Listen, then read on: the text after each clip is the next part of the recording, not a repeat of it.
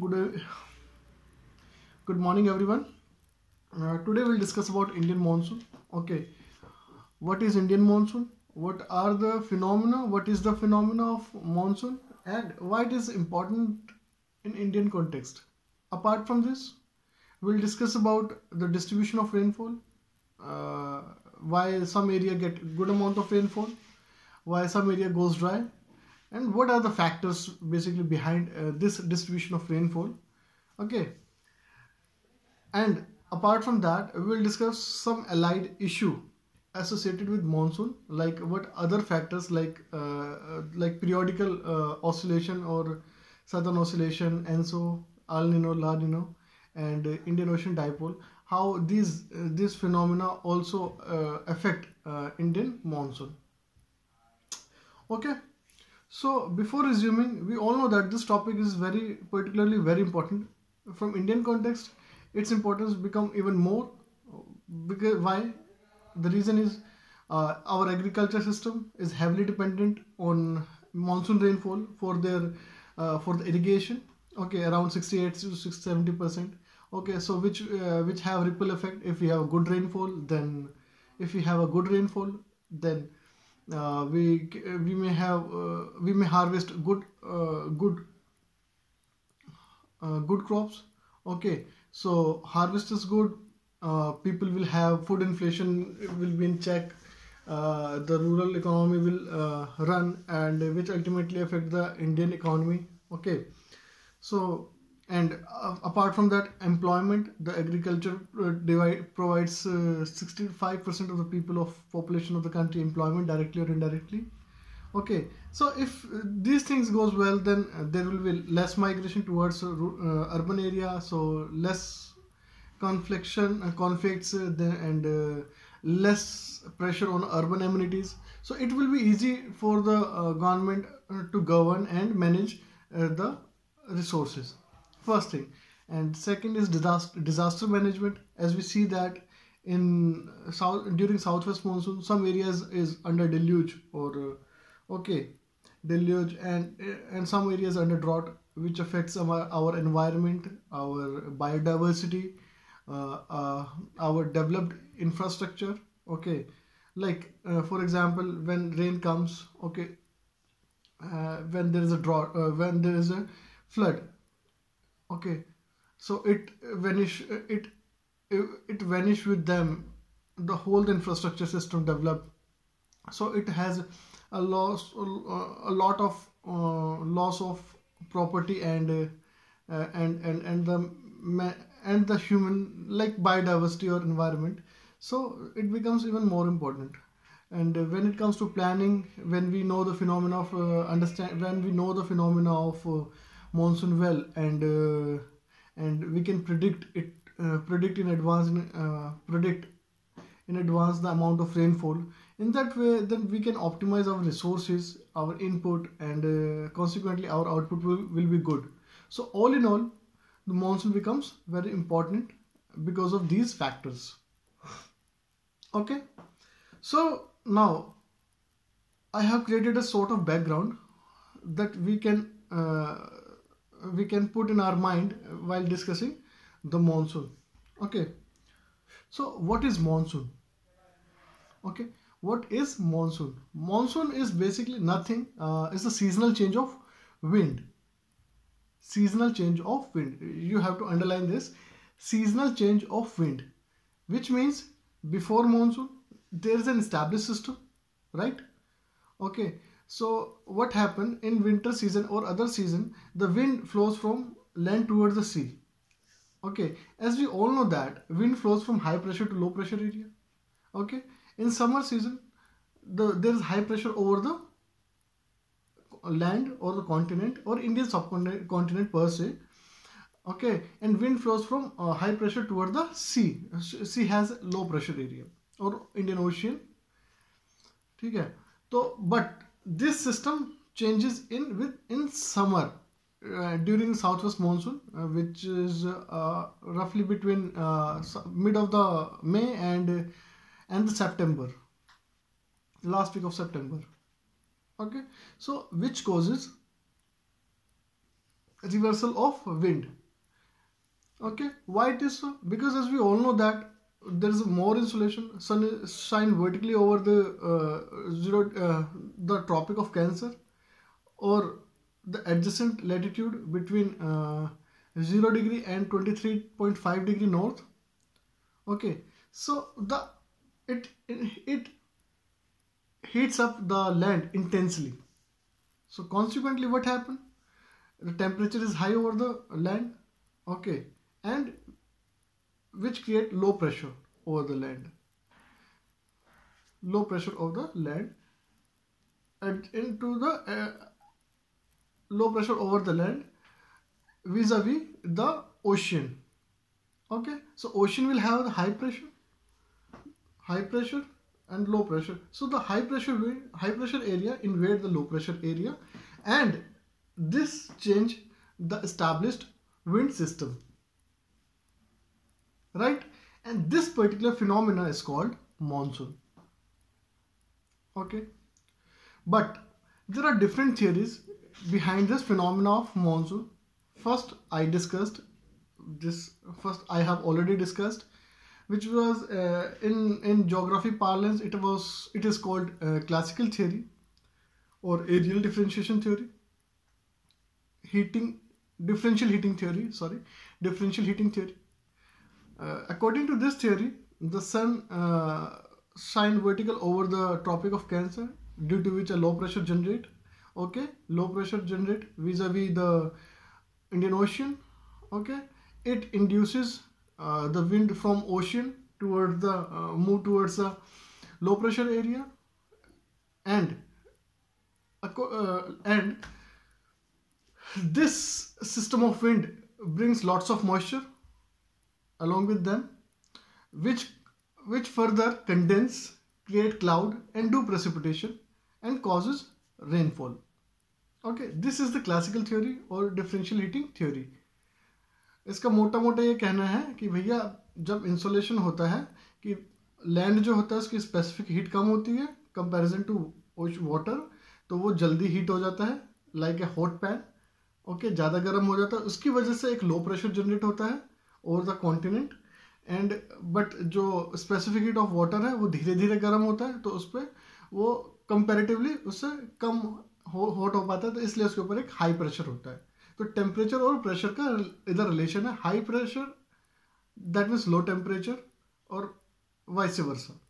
ठीक है, तो होता क्या है कि जो डिफरेंशियल हीटिंग के कारण जो ocean has high pressure, it invades the low pressure area, and along with it it brings lots of moisture which ultimately condense because it convectively rise up. It creates cloud due to condensation and cause rainfall. This is the one concept. But with time, our geographer and climatologist and scientist have found that the monsoon is not as simple as it has given by the classical theorists. They propounded that there are some other factors which is responsible for that. Okay, so responsible for that. Okay, they elaborated this concept, took factor in other factors which affects the monsoon, right? तो बात करते जब आगे, तो उन्होंने दो तीन चीज़ें और ऐड करी. They says that because of the differential heating, the intertropical convergence zone where the northeast and southeast trade wind converge, which is usually at equator or around the equator 0-5 degree north and south. Okay, तो हमारा जो होता है planetary winds, northeast trade wind and the southeast trade wind converge at ITCZ. But due to intense heating of the land or the Gangetic plain, it shifted toward the Indo-Gangetic plain. Okay, so ITCZ will be like this over the Indian subcontinent. So what happened? In that case, it creates a long belt of low pressure area. Okay, this picture must be clear, I think is clear. And now they rope in other factor, the westerly jet stream and easterly jet stream. Okay, This says that this particular ITCZ create a intense heating and low pressure over the Indo-Gangetic plain, though which is sufficient for the movement of air, but due to westerly jet stream, the high pressure area doesn't invade the low pressure area. The westerly jet stream are those high pressure, high speed stream of air. Okay, but okay, so high pressure, high speed, okay, high westerly jet stream. See what happened in winter season. The jet stream, westerly jet stream flows over the Indian subcontinent. Okay, due to topographical barrier of Tibetan Plateau and Indian Himalayas, this jet stream bifurcated into two streams. Okay, one flows from south of the Himalayas and one flows north of the Himalayas, which ultimately meet at the coast of the China. Okay, due to this, and parallel to this, there is a high pressure, low pressure area beneath that. Okay, okay. Once the insolation over the Indian subcontinent increases due to northward movement of sun, this westerly jet stream becomes weakened, and gradually it is shift towards the north of the Himalaya.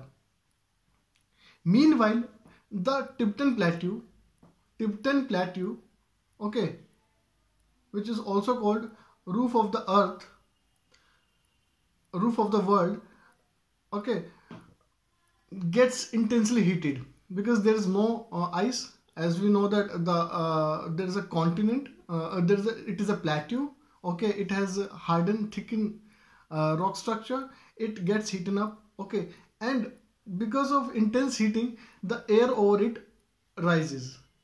Okay, so there is a low pressure over the Indo-Tibetan Plateau on the ground, and over the surface there is a high pressure area, right? High pressure area which move anti-clockwise. Okay, which moves anti-clockwise, and due to high pressure area the wind flows outside. Okay, so what happened, this wind system create no easterly jet stream. Okay, due to Coriolis effect. Okay, as we discussed, see the whole map of the world, there is a high pressure over the Madagascar, as it is a part of Indian Ocean. Okay, Madagascar on the ground, and low pressure over the Madagascar in the atmosphere. So the high pressure over the Tibetan Plateau in the atmosphere, this low pressure over the Madagascar attracts it and it moves towards it, and this system towards it easterly jet stream. Okay, Madagascar, it sink down. Okay, the high pressure, then as suddenly the westerly jet stream vanish over the Indian subcontinent, suddenly the high pressure is already there. It invades the Indian subcontinent. Okay, this sudden invasion, okay, and consequently the copious rainfall in the Indian peninsula, usually in Kerala on the 1st June, this phenomenon is called outburst of monsoon. It is so sudden, like no, it is so sudden, so it is, that's why it is called southwest outburst of monsoon. Okay, outburst of monsoon, and gradually this southwest monsoon advanced into other part of the country and causes rainfall. Okay, fine. Why it is called southwest monsoon? As the wind from the Indian Ocean moves toward the India, okay, moves toward the south, the Coriolis force deflect it into the right. Okay, as it comes from the south, okay, and due to Coriolis it deflect. Okay, so it is called southwest monsoon. See what happened further. The southwest monsoon is divided into two branches.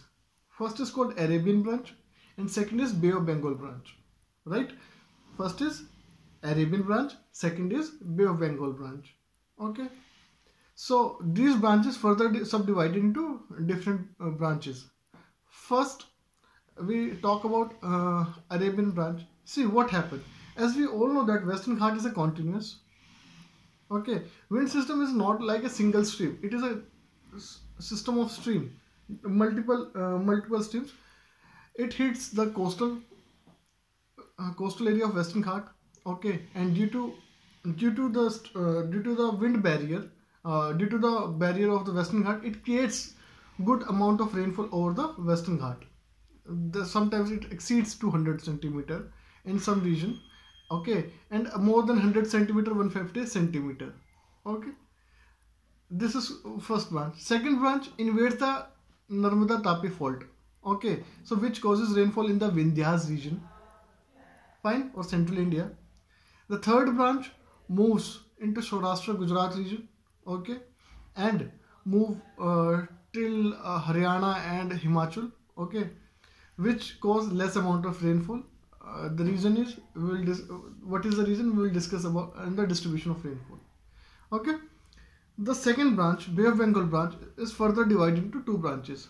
One branch enter into Purvanchal hills, okay, due to Coriolis force, Purvanchal hills, and northeastern region, which cause intense amount of rainfall. The second branch, due to orientation of the Himalayas, okay, hit the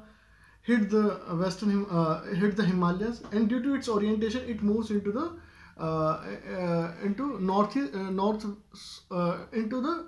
northwest direction, right?